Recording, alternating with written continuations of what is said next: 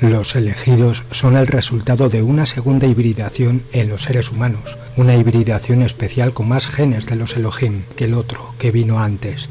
En la Biblia se describe este evento en el famoso doble Génesis. Esta segunda hibridación también es llamada por los Elohim perfeccionamiento de la raza. Estos elegidos con más ADN de los Elohim luego se convirtieron en faraones egipcios, emperadores romanos, reyes, hasta llegar a los nobles actuales. Estas personas, a las que les gusta llamarse semidioses, siempre han estado obsesionadas con su composición genética.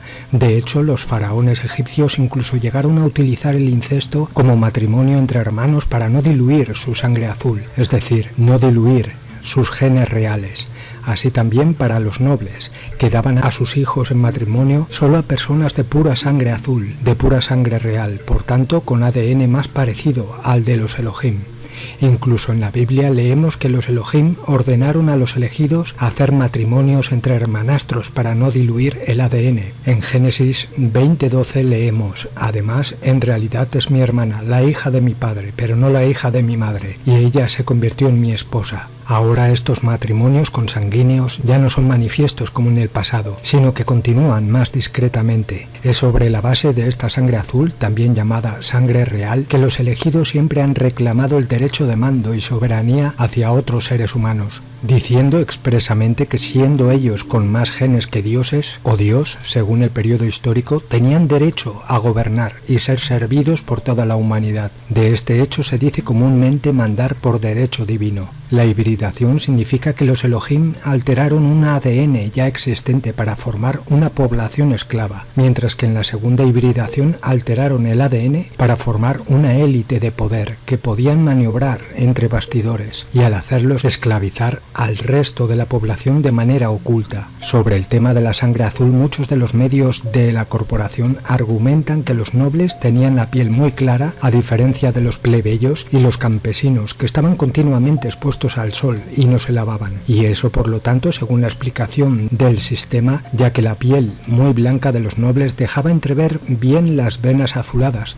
De ahí nació el término sangre azul. Otra explicación es que en ese momento los nobles gobernantes comían en platos con cubiertos de plata. Esta plata metálica en contacto con los alimentos habría liberado trazas de iones de plata en los alimentos que ingerían los nobles. La plata que ingresa al torrente sanguíneo debería haberle dado un tono azulado a la sangre, pues siempre, según esta otra explicación del sistema, los nobles se distinguían del resto de la población por el color azul de su sangre, obtenido gracias a la cubertería de plata. ¿Qué decir? Estas explicaciones son estúpidas. En ese entonces no eran tontos y sabían muy bien que las venas eran azules para todos. Entre otras cosas, podían ver bien el color de las venas en sus recién nacidos, que tenían la piel limpia y blanca, no bronceada por el sol. Estas personas practicaban el incesto incluso entre parientes cercanos, por lo que si el término derivaba únicamente del factor estético y del color, como en el caso de la plata, ¿por qué querer mantener intactos los genes a toda costa?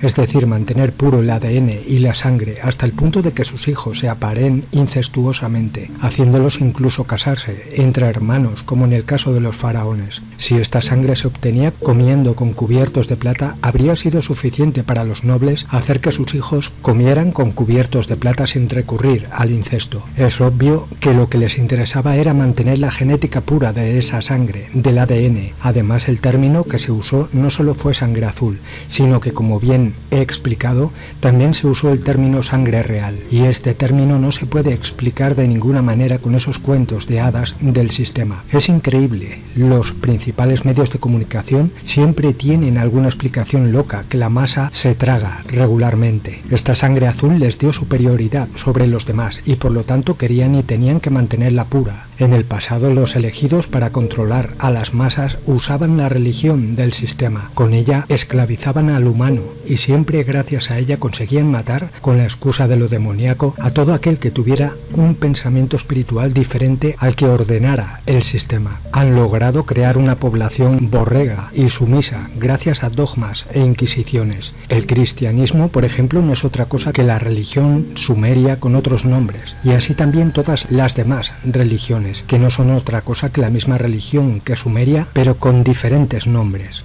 Ahora, en la actualidad, estos elegidos, antiguos faraones, reyes, etc., pertenecen a las familias millonarias del mundo, más ricas del planeta, y son los personajes que realmente controlan y mandan el mundo detrás de escena. También son definidos por muchos como la nobleza negra. Frente al pasado donde reinaban a la luz del sol, ahora han optado por un poder oculto, porque es mucho más productivo y duradero. De hecho, así no arriesgan nada, ya que en caso de una revuelta u otra, solo corren peligro los títeres políticos, que no hacen más que obedecer las órdenes de los elegidos. Aunque en la televisión parezcan estar peleando, en realidad ambos bandos reciben órdenes de la misma élite de los elegidos. Su árbol genealógico se remonta a miles de años y se remonta a la civilización sumeria babilónica. Son el resultado de una segunda hibridación de una raza alienígena llamada Elohim, como lo demuestran los textos antiguos. Son muy cuidadosos en mantener su vínculo de sangre de generación en generación sin romperlo. Su poder radica en el control, especialmente en el económico. El dinero crea poder.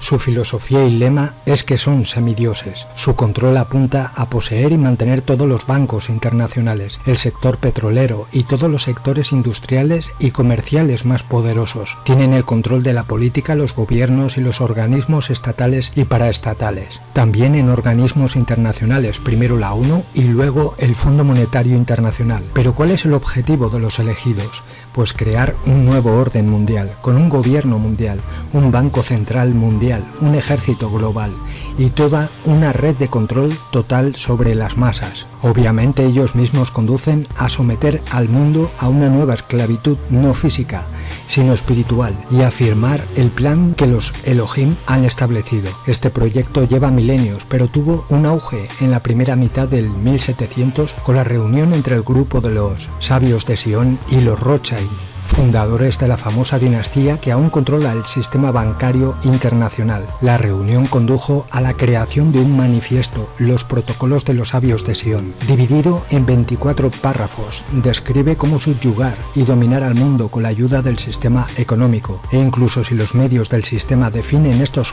protocolos como falsos, cualquiera que los lea se da cuenta de lo proféticos y veraces que son. Este sistema bancario internacional servirá para llevar a un pequeño y restringido número de personas al poder absoluto en todo el planeta. Sirve, por tanto, para obtener un poder cada vez más centralizado y fácil de controlar. Los Elohim quieren que los elegidos esclavicen a la humanidad con deudas. Lo leemos muy bien en la Biblia, cuando en Deuteronomio 15:6 dice lo siguiente: Yahvé ordena a los israelitas lo siguiente: el Señor tu Dios te bendecirá como te lo prometió, y harás préstamos a muchas naciones, y nada tomarás prestado. Dominarás a muchas naciones, mientras ellas no te dominarán a ti. Tienen un plan muy concreto que llevan a cabo a pequeños pasos, precisamente para no despertar sospechas. Su estrategia es crear la división de las masas, paso fundamental en la política, en la economía, en lo social, con la religión, la invención de razas, etnias, etc., para desatar conflictos entre estados, para desestabilizar la opinión pública sobre los gobiernos, sobre la economía e infundir miedo e inseguridad en la población, también llamado divide y vencerás, sobornar con dinero fácil ventajas y luego chantajear a los políticos o a aquellos que ocupan una posición destacada dentro de un estado o un organismo estatal. Elija al futuro jefe de Estado entre aquellos que son incondicionalmente serviles y sumisos. Tener el control de las escuelas desde el jardín de infancia hasta la universidad, para garantizar que los jóvenes talentos se dirijan a una cultura internacional y se conviertan inconscientemente en parte del sistema. Adoctrinar a la población sobre cómo se puede y no se puede vivir, cuáles son las normas a respetar, los hábitos, costumbres, etc. Infiltrarse en cada decisión importante, mejor a largo plazo, de los gobiernos de los estados más poderosos del planeta. Controlar la prensa, la información en general, creando noticias falsas, emociones falsas, miedo e inestabilidad. Acostumbrar y mantener a las masas a vivir de las apariencias y a satisfacer solo su placer y materialismo, para llevar a la sociedad al más absoluto vacío y superficialidad. En esta etapa, el humano ya no tiene una sana espiritualidad, así que para mantener tal estado de decadencia, de confusión, de agotamiento, hacen que las masas reaccionen buscando un protector o benefactor a quien se sometan voluntariamente. Uno de sus últimos objetivos es chipear a la población para manipular su pensamiento y comportamiento, además de facilitar su identificación y localización. Todo ello con la excusa de la seguridad personal. En la práctica utilizan la táctica problema-reacción-solución. Evidentemente no podían pensar en lograr sus objetivos solos. Tenían y necesitaban una estructura operativa, compuesta por organizaciones o personas que ejercen el poder y operan más o menos conscientemente en la misma dirección. Su estrategia se basó en dos pilares: el poder del dinero. Crearon y controlaron el sistema bancario internacional, la disponibilidad de personas de confianza obtenida a través del control de sus sociedades secretas. Los elegidos y quienes con ellos controlan estas empresas son despiadados, practican ritos y sacrificios hacia sus dioses. En el pasado, como está escrito en la Biblia y otros libros sagrados, estos sacrificios humanos o animales eran al aire libre, mientras que hoy en día los ritos y sacrificios se realizan en secreto, lejos de las miradas indiscretas. Es también gracias a las prácticas y rituales ocultos hacia los dioses controladores que los elegidos son capaces de manipular e influenciar a las masas.